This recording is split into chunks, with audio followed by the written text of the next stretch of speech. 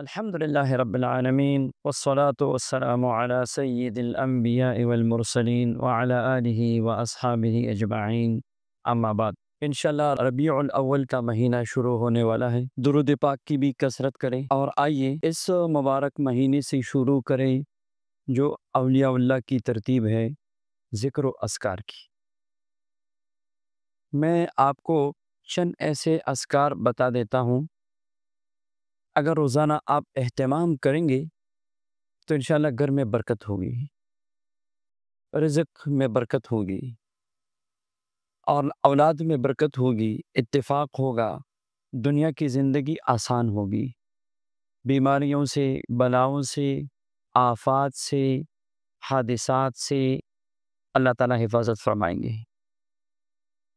یہ اولیاء کرام کا کے اعمال ہے۔ آپ شروع کریں ہفتے کے دن کو، یعنی ہفتے کو کسی بھی وقت لا الہ الا انت سبحانک انی کنت من الظالمین 100 مرتبہ پڑھ لیجئے،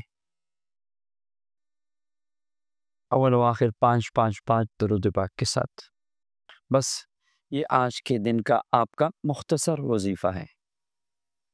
پھر اتوار کے دن لا الہ الا اللہ الملک الحق المبین 100 مرتبہ اول و آخر 5 درود پاک کے ساتھ۔ پھر پیر کے دن لا الہ الا اللہ عزیزا جلیلا یا عزیز یا جلیل 100 مرتبہ اول و آخر 5 درود پاک کے ساتھ۔ آپ منگل کے دن کو اللہم صلی علی محمد النبی الامی وعلی آلہ وبارک وسلم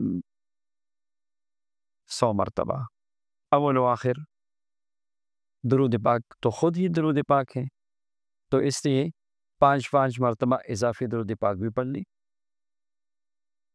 بدھ کے دن لا الہ الا اللہ خالصا مخلصا، لا الہ الا اللہ خالصا مخلصا 100 مرتبہ اول و آخر 5 درود پاک کے ساتھ۔ جمعرات کو لا الہ الا اللہ خالق کل شیء وہو علی کل شیء قدیر 100 مرتبہ اول و آخر 5 درود پاک کے ساتھ۔ اور جمعہ کو کثرت سے درود پاک بھی پڑھ لیجئے، اور سبحان اللہ والحمد للہ ولا الہ الا اللہ واللہ اکبر ولا حول ولا قوة الا باللہ العلی العظیم 100 مرتبہ اول و آخر 5 درود پاک کے ساتھ پڑھ لیجئے۔ اگر یہ وظائف آپ شروع کریں اور روزانہ پھر وظیفہ پڑھنے کے بعد 2 رکعت صلاۃ حاجت بھی پڑھ لیں تو یہ ولایت کا مقام پانے والا عمل ہے، اور اللہ تعالیٰ کے خزانوں سے اپنے آپ کو مالا مال کرانے والا عمل ہے، اور اپنی حاجات کو پورا کرنے والا عمل ہے۔ آپ سب کو اس عمل کی اجازت ہے۔